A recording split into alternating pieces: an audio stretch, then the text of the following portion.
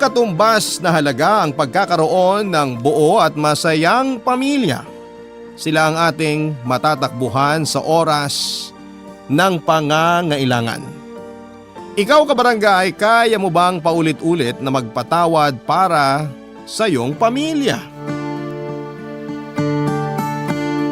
Dear Papa Dudut, salamat po at napili po ninyong ibahagi ang kwento na akin pong ibabahagi sa inyo ngayong araw. Araw-araw po kaming nakikinig sa Barangay Love Stories dito sa bahay sa pamamagitan ng online live streaming. Ako po si Ara, 25 years old, panganay sa dalawang magkapatid at breadwinner ng pamilya. Ako po ay half Japanese pero hindi ko nakilala kailanman kung sino ang tatay ko. Putok lang kasi ako sa buho. Nagtatrabaho noon bilang entertainer ang mama ko na si Telma sa Japan at nabuntis siya ng isa sa kanyang mga customer. Dalaga pa si mama noon, Papa Dudut. At dahil sexy pa ay bentang-benta siya sa mga parokyano noong club na pinapasukan niya. Maski siya ay hindi rin malaman kung sino sa mga customers niya ang nakabuntis sa kanya. Kaya hindi na niya ito hinanap pa. Sa takot na baka kung saan siya pulutin doon sa Japan, ay agad siyang umuwi ng Pilipinas noong malaman niyang ipinagbubuntis niya ako. Pagkapanganak sa akin ni mama ay nagtrabaho naman siya bilang waitress sa isang bar dito sa Pampanga. Doon niya nakilala si Pido. At matapos lang ang isang taon ng kanilang pagsasama ay pinanganak naman ang kapatid kong si Irene. Pero parang wala talagang swerte sa lalaki si mama dahil hindi rin sila nagtagal ni Pido. May asawa raw pala kasi ito sa Zambales. Aaminin ko, Papa Dudut, noon pa man, matindi talaga ang inggit ko sa kapatid ko. Bata pa lang kami, si Irene na ang laging nabibigyan, napapansin at napupuri ni mama. Siya rin ang laging ibinibida sa mga kamag-anak. Palibhasa bunso, prinsesa rin sa bahay ang kapatid ko. Hindi man lang mautusan. Naiinis lang ako kasi kahit noong lumaki na kami ay siya pa rin ang pinapaboran lagi ni mama. Tuwing nagtatalo kami ni Irene, kahit siya naman talaga ang mali ay siya pa rin ang mas kinakampihan.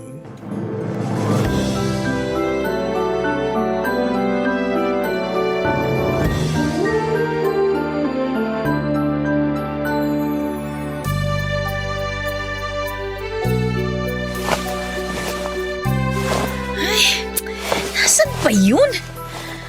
Wisit! Kanina pa ako naghahanap ah. Irene! Halika nga dito! Kinuha mo ba yung t-shirt kong puti? Nasaan na ba yun? Kung kailan ko kailangan tsaka pa nawawala. Ano yan ate? Tinawag mo ba ako? Kinuha mo ba yung t-shirt kong puti? Oo ate. Pasensya na, naisuot ko kahapon. Maghanap ka na lang ng iba dyan, marami ka namang damit eh. Ako pa talaga mag-a-adjust ngayon? Bakit kasi hindi ka muna magpaalam kung may kukunin kang gamit dito sa aparador ko? Hindi porky hati tayo sa kwarto, hati na rin tayo sa lahat ng gamit ko. Para t-shirt lang, ang dami mo nang sinabi. Teka, kukunin ko sa labahan.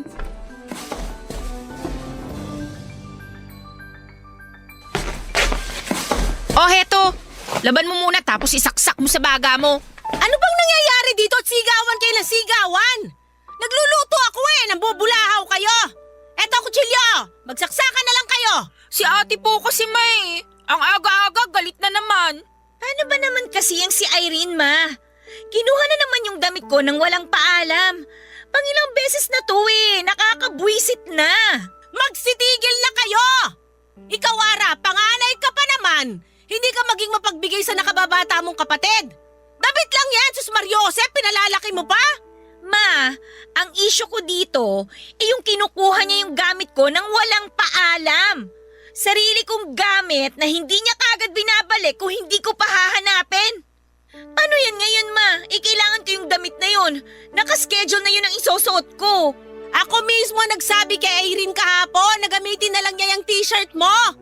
Nakalimutan ko siyang bilan ng puti class nila eh. O ngayon alam mo na, may reklamo ka pa ba?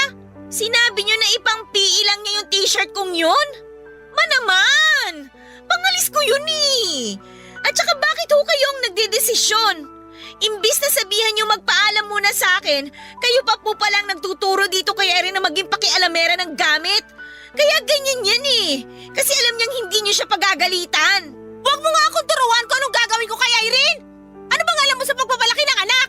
Wala! Kung meron akong hindi naturuan ng tama dito, baka ikaw yon. Kaya sarili mong kapatid, pinagdadamutan mo! O di ba? Ako na naman ang mali. Ako nang naargabyado, ako pa ngayon ang madamot. Ayos ah. Kaya eto na nga yung pinagdadamot mong t-shirt. Saksak mo sa baga mo para hindi ka putak ng putak dyan. Anong gagawin ko dito? Amoy pawis na, ang dumi pa. Paano ko to masusuot? Sige nga. Maghanap ka na lang kasi ng iba, Ara! Marami ka namang damit dyan! Akin na yung t-shirt, lalabang ko para matahimik ka na! Umalis ka na nga. Pumasok ka na sa trabaho para hindi yung ang aga-aga naririndi kami ni Mama sa'yo. Mas tahimik dito sa bahay kapag wala ka. Walang reklamador na pangit. Kung pangit ako, mas pangit ka. Pangit na nga ng mukha mo, pangit pa ng ugali mo. Kapal nito. Kaalis na nga. Papa Dudut, nagtatrabaho ako bilang isang customer service representative sa isang BPO company dito sa Clark, Pampanga. Sa totoo lang, Papa Dudut, dahil sa nature ng trabaho ko ay na-encounter ko na siguro ang lahat ng klase ng tao. May mabait, may masungit at meron ding nuknukan ng sama ng ugali. Yung tipong sa sama ng ugali nila ay si Satanas na ang mahihiya sa kanila. Pero sa dami ng taong nakakasalumuha ko araw-araw, sa sarili ko pang pamilya ko pinaka nahihirapang makisama. Nakatapos po ako ng mass communication at pangarap kong maging newscaster sa radyo o sa TV. Pero dahil nahirapan akong makapasok sa larangan na gusto ko ay minabuti ko na munang pasukin ang mundo ng call center kung saan ako mabilis nakikita ng desenteng pera. Simula kasi noong nakagraduate ako ay huminto na sa pagwe-waitress si Mama. Tapos na raw kasi ang obligasyon niyang buhayin kaming magkapatid. Lalo pa kung kaya ko naman na magtrabaho. Nang mga panahon na yon ay madalas ay nasa bahay lang si Mama. Paminsan-minsan ay pumupunta siya sa San Fernando para kumustahin ang lola ko. Mag-isa na lamang kasing nakatira si Lola doon, kasamang alaga niyang aso. Maliit lang ang lupain na yon ni Lola na naipamana sa kanya ng mga magulang niya.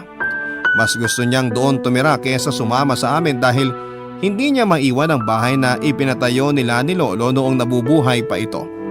Sa awa ng Diyos ay malakas pa si Lola at wala ring iniindang matinding sakit. Nakakalungkot lang dahil nung panahon na yon, sa 8 anak ni Lola ay si Mama na lang ata ang nakakaalalang bumisita man lang sa kanya. Dahil nga ako lang ang may trabaho sa amin ay ako ang sumasagot sa lahat ng mga bayarin. Libre naman ang tuition ni Irene dahil may full scholarship siya sa pinapasukan niyang State University. Baon sa eskwela, pambayad sa miscellaneous fees at extra money para sa assignment at project lang ang ibinibigay kong allowance sa kanya. Ang laking tipid din na hindi kami nangungupahan. Naipundar ni Mama ang bahay namin ng mga panahong nasa Japan pa siya. Kaya bukod sa mga kailangan ni Irene para sa pag-aaral niya, bills at pamalengke na lamang ang iniintindi ko. Sa totoo lang, Papa Dudut, kasyang-kasya naman ang kinikita ko para sa aming lahat. Hindi lang talaga ako nakakaipon para sa sarili ko. Wala na kasing natitirang extra sa sahod ko dahil madalas din akong mahirita ni Mama at ni Irene na kumain sa labas o mamasyal. Mula rin noong naging taong bahay na lamang si Mama ay nawiwili siyang mag-online shopping. Wala namang kaso sa akin yon. Masaya nga ako na naaasahan ako ng pamilya ko. Ang gusto ko rin naman na gawin ang mga bagay na yon, pero minsan ay parang nakakapagod din pala yung trabaho ka ng trabaho pero wala kang naipupundar para sa sarili mo.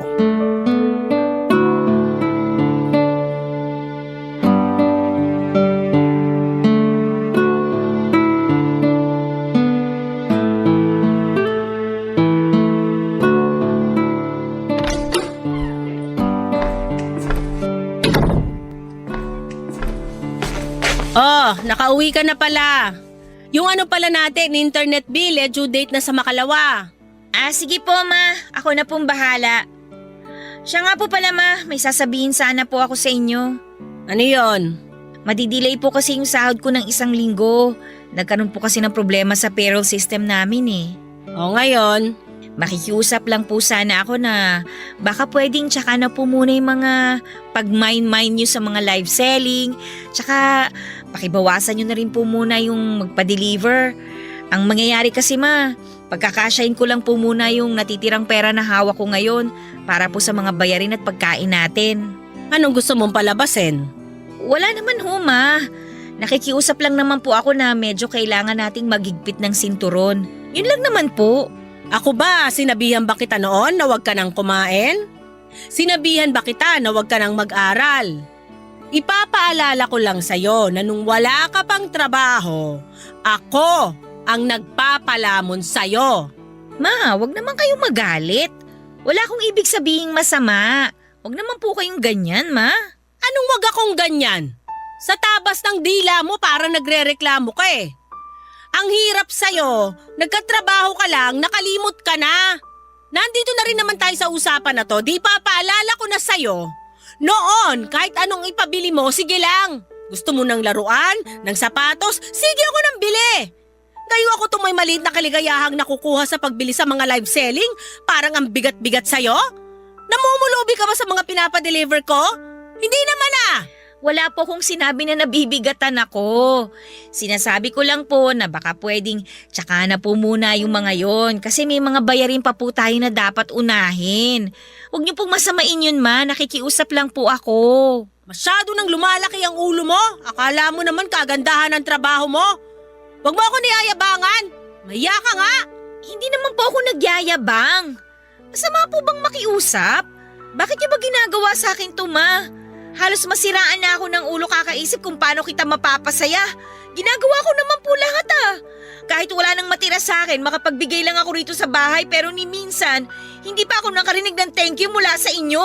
Wala akong ginagawang tama sa paningin ninyo. Ayun, lumabas din ang totoo. Nagre-reklamo ka nga. Ano, napapagod ka?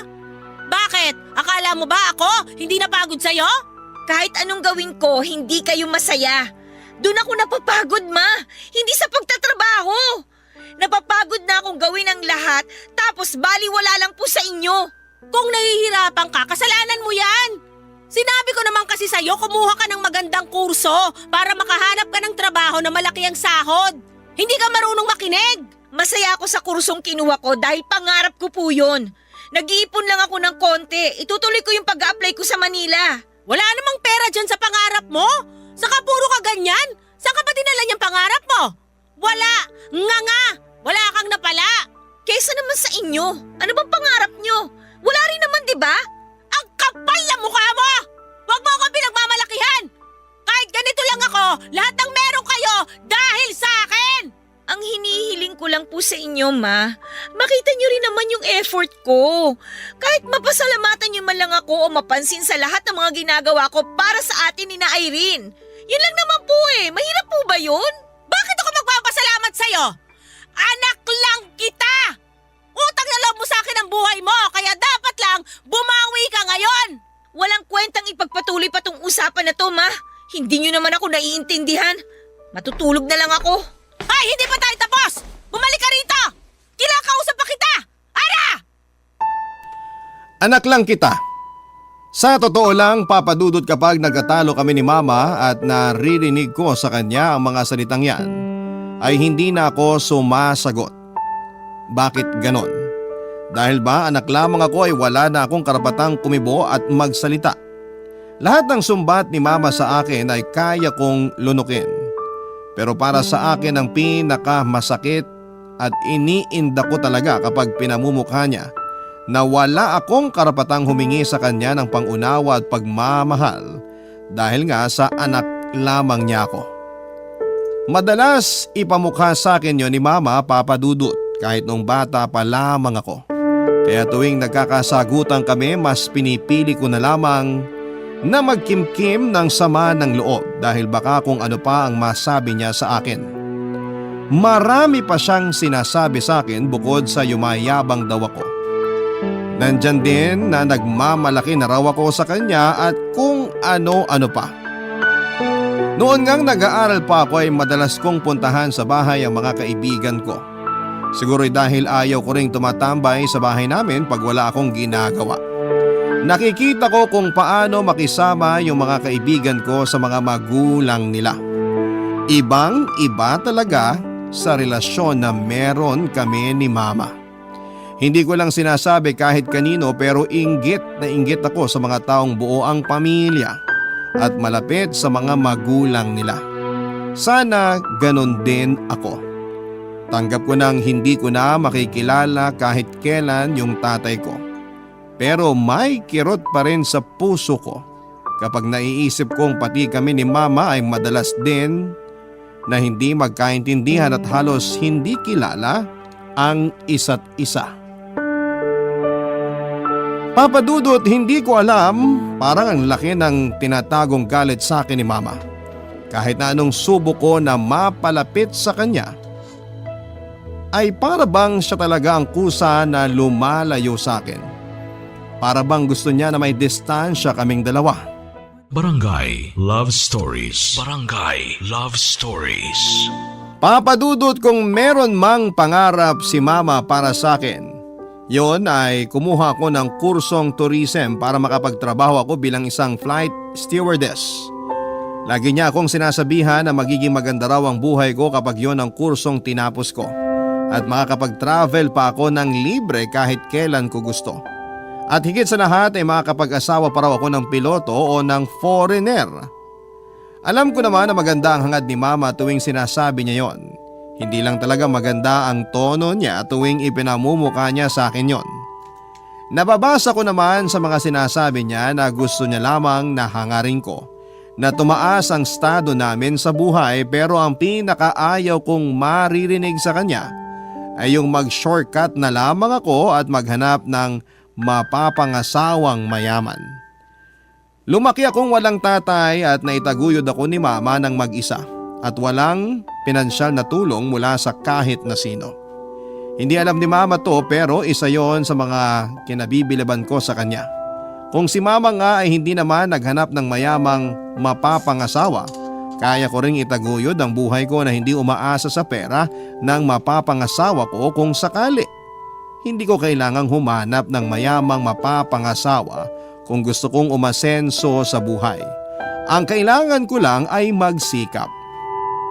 Tuwing nagsesermon kami ni Irene, tuwing kami ay napapagalitan, ang laging litanya ni Mama ay huwag kaming papatol sa lalaking walang sinabi. Hindi raw niya kami pinag-aral para mapunta lamang sa tambay. Sa sobrang taas ng standard ni Mama sa magiging boyfriend o asawa namin, ni minsan wala pa kaming ipinakilala ni Irene sa kanya. Feeling ko kasi kung hindi hasyendero ang manliligaw na ipapakilala namin ay hindi niya ito matatanggap. Papa Dudut, matapos naming magtaasan ng boses ni Mama tungkol sa pagtitipid, na-stress ako ng husto. Kasi alam kong negative na ang budget ko dahil ayokong magkasagutan kami ulit ni Mama ay nag-decide akong tawagan ng isang katrabaho ko, si Andrew.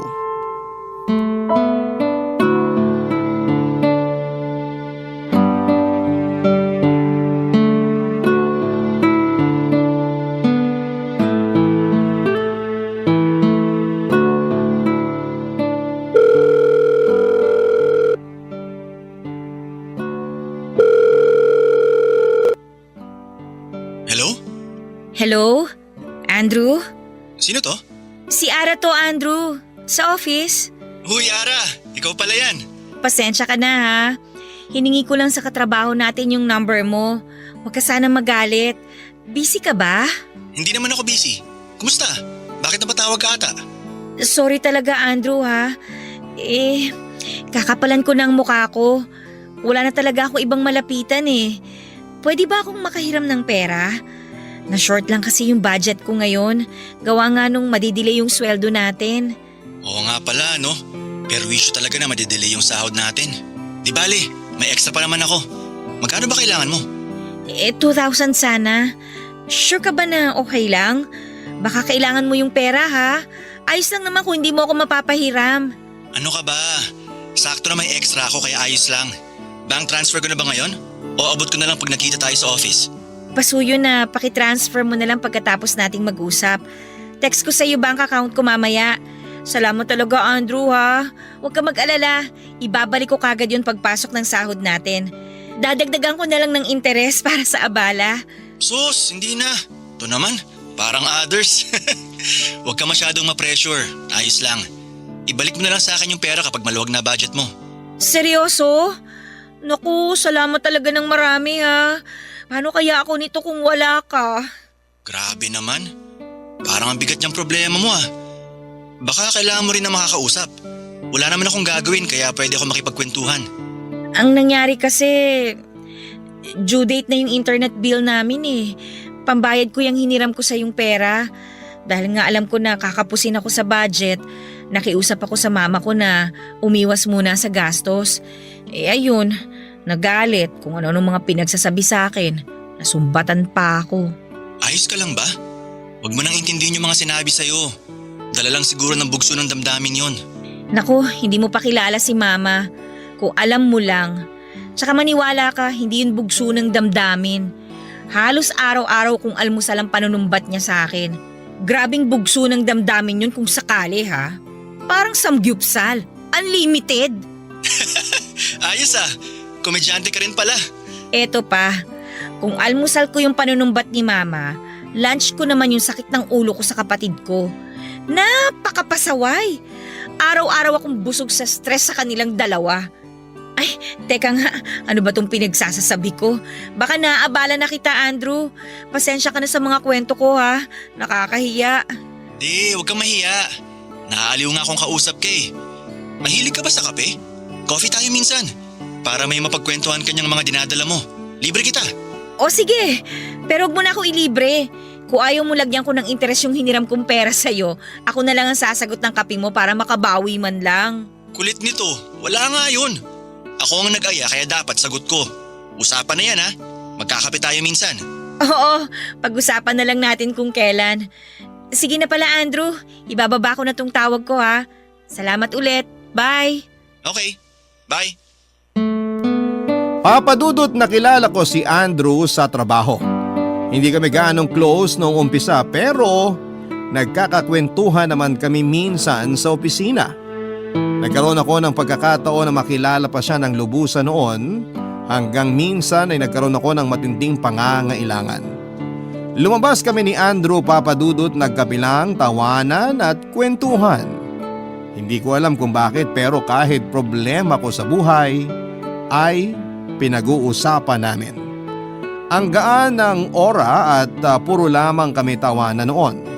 Ngayon ko lang naranasan na nakapaglabas ako ng sama ng loob ng walang sumbat na pabalik. Nasundan ng coffee dates namin ni Andrew hanggang sa hindi ko na namalayan na nahulog na ang loob ko sa kanya. Nagkataon namang ganon din siya sa akin kaya hindi nagtagal ay niligawan niya ako. Hindi ko na pinatagal pa ang panliligaw ni Andrew at sinagot ko na rin siya kaagad dahil napakabait ni Andrew Papadudot. Kung makakakilala ka ng isang tulad niya, hindi na dapat pinalalagpas pa.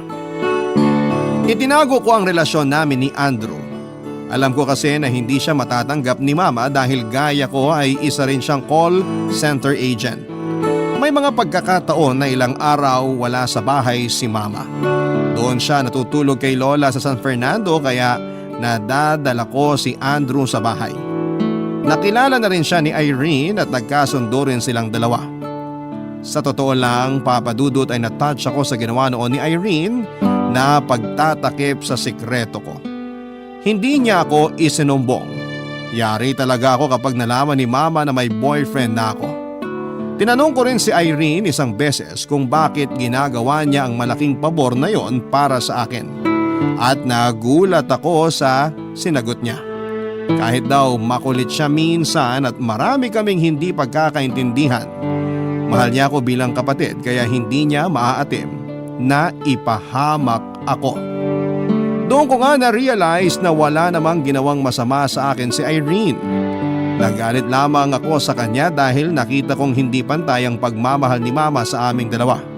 Mas paborito kasi siya. Pero hindi naman niya kasalanan yon. Noong napagtanto namin ng mga mali ay lalong tumibay ang samahan naming magkapatid. Papa Dudut.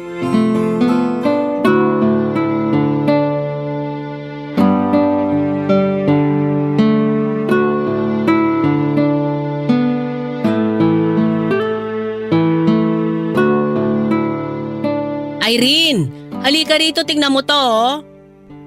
Naaalala mo pa ba tong si Ninang Mindy mo? Opo, naaalala ko po siya. Bakit po, Ma? Tingnan mo tong picture nila sa Facebook. Yan yung bunsong anak niya. Pupunta na yan ng Amerika sa katapusan. Doon na maninirahan. Susunod na rin yata si Ninang Mindy mo pagkatapos ng 1 buwan. Ah, talaga po? Ayos pala eh. Mabuti para sa kanila. Ang galing, no? Asenso na ang ninang mo, Irene. Baka mapadalan ka pa nun ng dollar sa Pasko. Ito talaga si Mama, padala agad na sa isip. Nakakahiyo. Ikakasal na raw pala yung anak niya, kaya pupunta ng Amerika. Nakakagulat naman, ang bilis. Oh, anong nakakagulat doon? Nasa edad na naman yung bunso niya para mag-asawa. Sa dating app lang daw po kasi niya nakilala yung Kano. Tapos 2 buwan pa lang silang nag-uusap sa video call. Kasal kagad? Di ba parang nakakatakot yun? Oo nga no. Paano pala kung may asawa yung lalaki? Eh buti sana kung ganun lang. Paano kung serial killer pala yun? Ewan ko pero nakakatakot yung ganung setup. Hindi pa niya nakikita ng personal yung lalaki tapos pupunta na niya kagad sa Amerika. Mag-isa pa siya no. Sana magsabay na sila ni Ninang Mindy umalis para naman may kasama siya. Nakakatakot naman na mag-isa siyang mauna ron. Sino namang nagkwento sa iyo niyan, Ara? Sabi sa akin ni Mindy, matagal na raw magkakilala yung dalawa. Yung anak mismo. Friends kami sa Facebook at madalas kami magkumustahan sa chat. Eh paano kung maayos naman pala yung Kano? Eh di ang sarap na ng buhay nila dun sa Amerika. Kahit naman maghiwalay sila kalaunan, malaking bagay yun na kapag migrate na sila buong pamilya ron. Hindi naman po masarap ang buhay sa Amerika, Ma. Nanonood ba kayo ng balita? Magulo rin doon. Tsaka laging napag-iinitan yung mga Pinoy o Asyano. Hindi na safe. Eh basta. Kaya ikaw, Irene, kung ako sa'yo, humanap ka na lang din ng Kano. Yung madadala tayo sa ibang bansa. Huwag kang gumaya dyan sa ate mo. Ang daming gusto ko, no? Sa call center lang naman pala ang bagsak. Grabe naman, Ma. Marangal naman po yung trabaho ni ate. At higit sa lahat, natutulungan po niya tayo dito sa bahay. Bakit? Eh, totoo namang small time yung ate mo eh. Pinagtapos ko pa yan ng pag-aaral, ganyan lang pala ang papasuking trabaho. Eh sana pala, hindi ko na pinagtapos ng college yan. Tinatanggap naman sa call center kahit walang natapos, di ba? Alam mo, Irene, makinig ka kay Mama. Mas alam niya ang makakabuti para sa'yo. Tingnan mo nga siya, oh. Hindi nagtapos ng pag-aaral. 2 ang anak niya. Walang tatay. O di ba? Kaya siya na lang ang gayahin mo. Wag ako. Mastos ka! Tama na po! Ate, ayos ka lang? Sa tingin niyo kanino ba ako nagmana? Ate, huwag ka nang sumagot kay Mama. Kapag kayo, Ma, pwede kayong maging bastos. Pero pag sumagot ako, magagalit kayo. Ano bang problema niyo sa akin? Kulang ba yung inaabot ko? Kaya talagang ayaw niyo akong tigilan? Ang kapal na mukha mong insultuhin ako? Wala kang galang sa nanay mo! Ikaw! Ikaw ang makapalang muka! Grabe mong maliitin ang natapos at ang trabaho ko! Bakit? Ano bang narating mo? Wala naman, di ba? Kasi lumandi ka ng maaga! Ate, tama na, please! Kung alam ko lang na magiging bastos kapag laki, pinalaglag na sana kita sa Japan! Ang sarap ng buhay ko ron! Ang dami kong pera! Bakit kasi dumating ka pang bastarda ka? Sinira mo lang lahat! Kung ako lang ang masusunod, hindi na lang sana ako nabuo. Lalo pa kung ikaw lang ang magiging nanay ko. Sarap na sarap ka sa buhay mo nun? Pinagpapasapasahan ka ng mga lalaki kapalit ng pera! Walang iya kang hayop ka! Lumayas ka sa pamamahay ko! Wala kang utang na loob! Layas! Aalis talaga ako sa impyernong bahay na to! Irene, mag-ingat ka palagi at maging matalino ka sa mga desisyon mo sa buhay mo. Huwag mong ipagpapalit ang pangarap mo sa pera. Huwag na huwag kang tutulad sa nanay mong gahaman! Sinabi ng lumayas ka! Aaminin ko, Papa Dudut, na hindi talaga maganda ang naging pananalita ko kay Mama. Sobra ko siyang nasaktan dahil sa tindi ng galit ko. Hindi sa binibigyan ko ng katuwiran ang pagsagot ko ng pabalang, pero para sa akin ng mga oras na yon ay tama lang yung nagawa kong pagsagot noon. Ilang taong kong pinigilan ang lahat ng mga sinabi ko sa kanya noong tagpong yon. Hindi ko na talaga kinaya at sumabog na ako. Lumayas ako sa amin at nakituloy kay Andrew. Itinakwil na talaga ako ni Mama at kahit si Irene ay pinagbawalan niyang makipag-usap sa akin. Pero syempre malaki na kaming dalawa ng kapatid ko at may sarili na kaming isipan. Patago kaming nag-uusap ni Irene sa pamamagitan ng text. Naawa ako sa kapatid ko, Papa Dudut, at napilitan siyang maging working student dahil wala na ako para sagutin ang mga kailangan niyang pagkagastusan sa eskwelahan. Kaya naman lagi ko siyang pinapadalhan ng extra money para makatulong kahit papaano. Ayaw kong mapabayaan ni Irene ang pag-aaral niya dahil kailangan niyang magtrabaho. Ang sabi ko na lamang ay huwag niyang babanggitin kay Mama na inaabutan ko siya ng pera dahil paniguradong magagalit si Mama at hindi siya papayag na patuloy na tumanggap ng tulong sa Irene na magmumula sa sarili kong bulsa. Ng mga panahong yon, Papa Dudut. Barangay Love Stories. Barangay Love Stories. Papa Dudut, laking pasasalamat ko na merong isang Andrew sa buhay ko. Kung hindi ko siya nakilala ay hindi ko alam kung saan ako pupunta ng oras na naglakas loob akong umalis sa bahay namin. Hindi lang niya ako pinakinggan ng mga panahon na walang nakakarinig sa akin. Binigay niya rin sa akin ang puso niya. Noon namang wala akong mapupuntahan ay tinanggap niya ako sa tinitirhan niya. Hindi mawala sa isipan ko yung pagtatalo namin ni Mama, Papa Dudut. Pinagsisihan ko ang mga sinabi ko at kung pwede ko lang ibalik ang oras, nanahimik na lamang sana ako at hindi na sumagot ng pabalang. May ilang buwan na rin akong tumutuloy kay Andrew noon at naiisip ko si Mama, pero mas minabuti ko na lamang na hindi na muna siya makita kasabay ng hindi namin pagkikita ng nanay ko.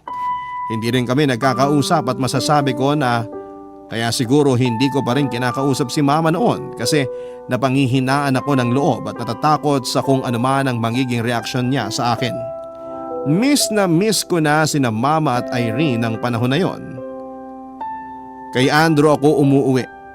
Sobrang bigat ng damdamin ko na tinalikuran na ako ng sarili kong ina. Madalas noon na nagugulat si Andrew kasi bigla na lamang akong umiiyak ng walang kadahilanan. Akala niya ay may nasabi siya o nagawang pagkakamali. Pero ang totoo ay naiiyak ako dahil hindi ko maintindihan ang nararamdaman ko. Halo-halo na kasi. Nami-miss ko si Mama at si Irene at the same time. Ang overwhelming na sobrang nararamdaman ko ang pagmamahal ni Andrew sa akin noon. Hindi ko naranasan yung ganong klaseng pagmamahal sa tinagal-tagal ko sa poder ni Mama.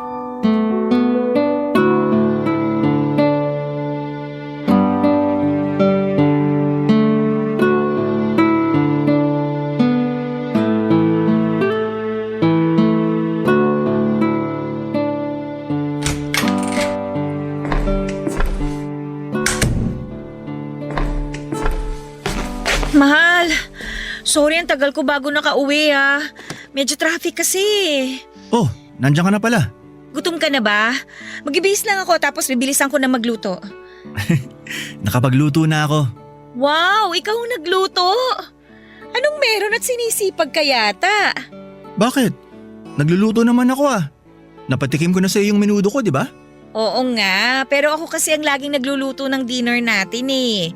Kaya nagulat lang ako na biglang ikaw yung nagluto ngayon. Siyempre, special ang araw na to para sa ating dalawa. Sakto, nakapaghain na ako. Special? May nakalimutan ba ako? Katatapos lang ng monthsary natin, di ba? Basta, tara na, kumain na tayo. Lika na rito sa mesa, maupo ka na. Salamat.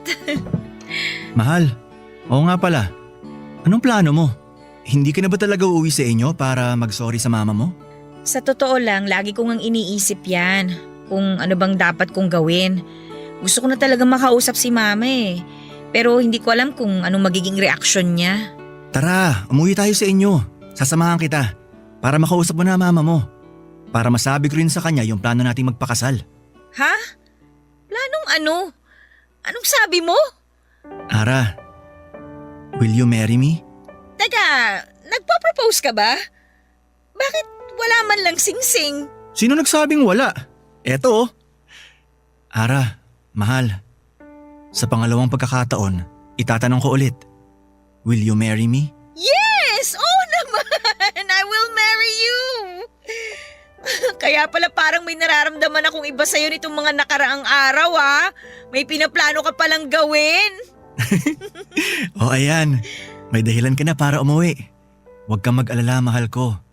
Sasamahan kita sa kahit anong harapin nating pagsubok sa buhay. Hindi kita pababayaan.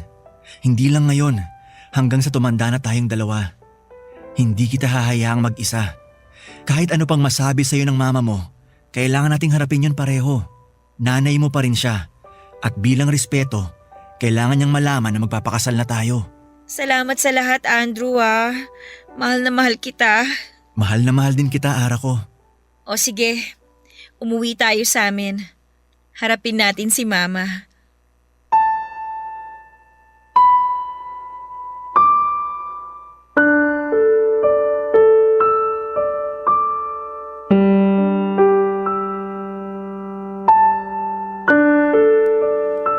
Papadudot naging busy kami ni Andrew sa pagpaplano ng aming kasal. Trabaho sa gabi at sa umaga naman ay kung saan-saan kami napapadpad kakahanap ng murang wedding suppliers. Bumigay yung katawan ko sa sobrang pagod. Kaya nanghina talaga ako at nagsuka at ilang linggo ang lumipas pero hindi na talaga makuha sa pahinga ang nararamdaman ko.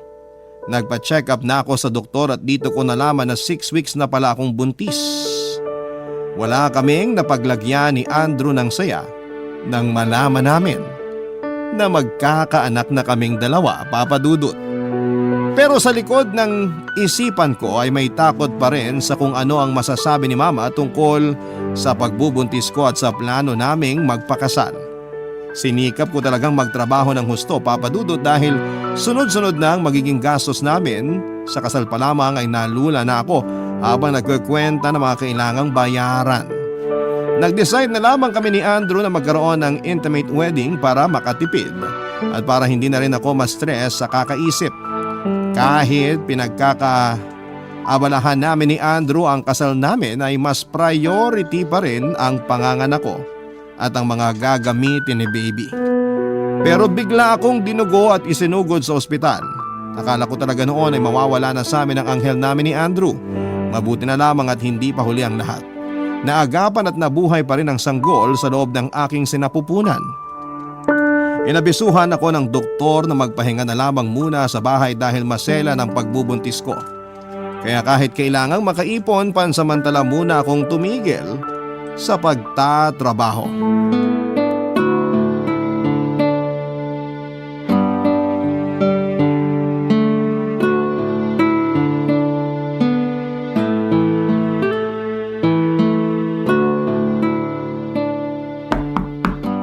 Sandali lang! Sino yan? Ate! Kumusta ka na? Ayos lang ako. Nandyan ba si Mama? Namalengke lang saglit pero parating na siguro yun. Halika, tara muna dito sa loob. Kumusta ka, Irene? Hindi ka ba nahihirapang pagsabayin ng trabaho at pag-aaral? Baka mamaya bagsak ang mga grades mo Ayos lang naman. Okay lang grades ko. Hindi ko pinapabayaan lalo na ngayon na graduating na ako. Mabuti naman. Si Mama, kumusta? Ayos lang. Ganun pa rin. Oh, ayan na pala si Mama. Ma, akin na po yung pinamili nyo. Ako na pong mag-aayos ng mga yan. O Ara, anong ginagawa mo rito? At sino yung kasama mo? Ako po si... Huwag kang sumabat. Hindi ka ang tinatanong ko. Ma, sinadya namin na pumunta rito kasi gusto ko lang pong mag-sorry sa inyo. Sorry po sa lahat ng mga sinabi ko nung huli po tayong nagkasagutan. Sino yung kasama mo? Si Andrew po, Ma. Boyfriend ko po. Isa pa sa pinunta namin dito kasi gusto ko po sanang hingi ng basbas ninyo. Magpapakasal na po kasi kami ni Andrew. Bakit yung pa kailangan ng basbas ko? Nagdesisyon na pala kayo magpakasal. Sa tinagal-tagal, ngayon mo lang pinakilala sa akin yung lalaking yan dito sa bahay? Ma, mabait po si Andrew. Gusto ko makilala mo po siya ng mas maigi. Sana po matanggap niyo siya bilang mapapangasawa ko. Anong trabaho mo, Andrew? Customer service agent po ako. Kasama ko po si Ara sa trabaho. Paano mo naman bubuhayin ang anak ko kung yan lang ang trabaho mo? Kaya nga lumayas tong si Are. Kasi hindi na niya kinayang buhayin kami ng kapatid niya sa liit ng kinikita niya. Ma, hindi naman po ganun yun. Anong hindi ganun ang sinasabi mo dyan? Magsisinungaling ka pa? Di ba kaya ka nga lumayas dito? Pagod ka ng buhayin ng mga palamunin mo? Ma, umalis lang naman po ako nun kasi pinalayas niyo ako eh. Paano di kita palalayasin sinabihan mo akong malandi?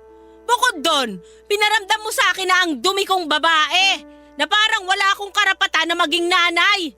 Normal ba sa isang anak na pagsalitaan ng ganun ng nanay niya? Pero ngayon, gets ko na kung saan nanggaling yung lakas ng loob mong makirika. Ang dami mong sinabi sa akin ikaw naman pala tong malandi. Kaya mo naman pala kami iniwan kasi may kumakamot na pala ng kati mo? Ma, please naman tama na oh. Pumunta kami rito para makipag-usap ng maayos. Napapagod na po ako sa ganito. Kapal ng apog mong magdrama sa harapan ko? Nung umalis ka rito, ang taas ng ere mong babae ka. Nuknukan ka ng yabang. Natiis mo kami hindi kausapin ni Irene. Tiniis mong di magpakita sa amin. Naisip ko pa nga na baka may pinuntahan ng pinagmamalaki mo sa akin. Baka yumamang ka na. Akala ko, ngayong di mo na kami sinusuportahan ng kapatid mo, malayo na ang mararating mo kasi nga wala ka ng pinapalamon. Akala ko makakapag-ipon ka at magiging big time ka na. Pero ano to? Magpapakasal ka sa pareho mo ring pipitsugin? Ma, hindi naman po lahat ng bagay sa mundo sa pera lang po umiikot. Mas naramdaman ko po kay Andrew yung tinatawag na pagmamahal kaysa sa inyo na sarili kong ina na nakasama ko ng matagal. Lahat lang kasi sa inyo pera, pera, pera. Kapag naghihirap na kayo, kapag wala na kayong makain, tingnan ko lang kung hanggang saan kadadali ng pagmamahal na yan. Tingnan ko lang kung mabuhay kayo niyan. Mas importante pa sa inyo yung sinasabi niyong pera kaysa sa sarili ninyong anak. Hindi niyo ako matanggap kasi hindi ko natupad ang mga pangarap niyo. Hindi ko kasi nagawa yung pangarap niyo na yumaman o makapag-asawa ako ng foreigner. Hindi niyo ako matanggap kasi hindi ako nakapag-asawa ng milyonaryo. Kapag kailangan niyo ng kasama na mag-aalaga sa inyo pag nakaratay na kayo, sana lang may mapala kayo sa pera na sinasabi ninyo. Umalis ka na! Wala kang karapatang pagtaasan ako ng boses sa sarili kong pamamahay! Umalis ka na kung ayaw mong kalad ka rin kita palabas! Kumalma lang ho kayo. Pakiusap, sabihin niyo na ang lahat. Huwag niyo lang po sasaktan si Ara. Buntis ako, Ma. Kaya pala gusto mong bumalik ngayon dito! Kasi buntis ka! Hindi ko kayo matatanggap nitong boyfriend mong bano! At wala rin akong pakialam dyan sa magiging anak nyo! Umalis ka na! Ayaw ko na makita yung pagmumukha mo dito sa bahay ko! Pumunta ako rito para sabihin sa inyo na ikakasal at magkakaanak na ako. Hindi ako nagpakita para tumira ulit sa bahay na to. Hindi rin po ako umaasa na matatanggap niyo ulit ako. Pero dahil nanay ko kayo at may respeto ko sa inyo, hinarap ko kayo ngayon para lang sabihin sa inyo mga plano namin ni Andrew. Ma, ginawa ko po ang lahat. Mula noon pa, ginawa ko na ang lahat ng sa tingin ko'y makakapagpalambot sa puso nyo. Pero wala eh. Hindi talaga kita mapasaya. Sana huwag niyong pagsisihan na sinira niyo ang relasyon nating mag-ina. Dahil lang sa isang bagay na hindi naman kayo kayang mahalin pabalik gaya ng ginagawa ko. Ayaw niyo akong makita? O sige, hindi na ako magpapakita sa inyo. Sana po pagkatapos ng lahat ng to, maging masaya na kayo.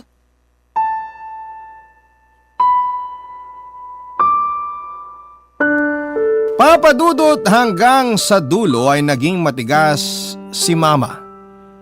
Hindi niya ako pinatawad noong hinarap namin siya ni Andrew. Hindi ko na rin ipinagpilitan ang sarili ko at walang anak ang dapat na ipagsiksikan ng sarili niya sa masikip na puso ng kanyang ina.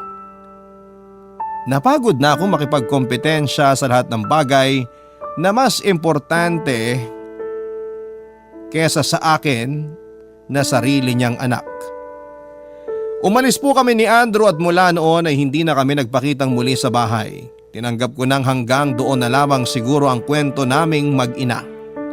Kailangan ko rin ang katahimikan at peace of mind, Papa Dudut. Lalo pat may anak na rin ako ngayon na deserving na magkaroon ng malusog at masayang ina. Si Mama mukhang masarap naman ang tulog niya gabi-gabi kahit na ganito ang sitwasyon namin. Ito ang gusto niya kaya magiging masunuring anak na lamang ako at ako na ang lalayo. Isang taon na ang nakakalipas at wala talaga kaming naging pag-uusap. Kinukumusta ko pa rin siya paminsan-minsan kay Irene at nakagraduate na nga pala ang kapatid ko at manager na siya ngayon sa isang hotel. Ikinasal na kami ni Andrew at masaya naman kaming dalawa. May naihahain kami sa mesa at meron ding gatas at diaper ang anak namin. Kontento naman kami sa ganitong klase ng buhay. Kung merong mang magandang naidulot sa akin ng mga experiences ko, yun siguro yung natuto akong pahalagahan ng anak ko, Papa Dudut. Hindi ko hahayaang mangyari sa kanya ang mga nangyari sa aming dalawa ni Mama. Ngayon ay nagbago na ang list of priorities ko sa buhay. Kung dati, pangarap ng mama ko ang pinaka-importante para sa akin ay sumunod ang trabaho ko. Ngayon ay wala na akong ibang priority kundi mahalin ang baby girl namin ni Andrew. Sa totoo lang, bago pa yung araw na huling nagkasagutan kami ni Mama ay pinatawad ko na siya. Papa Dudut, walang galit na nararamdaman ang puso ko sa kanya. Nami-miss ko nga siya lagi. Pero sa ngayon siguro ay mabuti nang ganito na muna kami at hindi ko naman isinasara ang puso ko. Umaasa po ako balang araw na matatanggap niya ako ulit. Dahil sa kabila ng lahat ay mahal na mahal ko pa rin ang mama ko. At hindi yon magbabago. Bago pala ako magtapos ay gusto ko lang kunin ang pagkakataon na ito na batiin ang mama ko. Malamang ay nakikinig siya sa inyo ngayon, Papa Dudut. Shout out sa iyo, Ma, and I miss you at mahal na mahal kita. Bati na po tayo. Gusto ka nang makilala ng apo mo.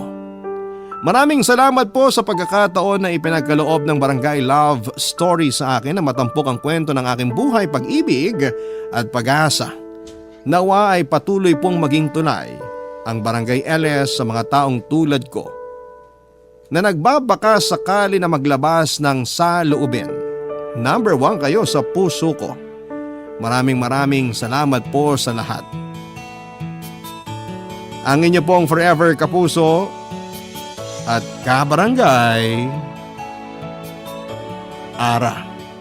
Nagustuhan ng iyong napakinggan? Ituloy yan via live stream sa www.gmanetwork.com/radio. Barangay LS 97.1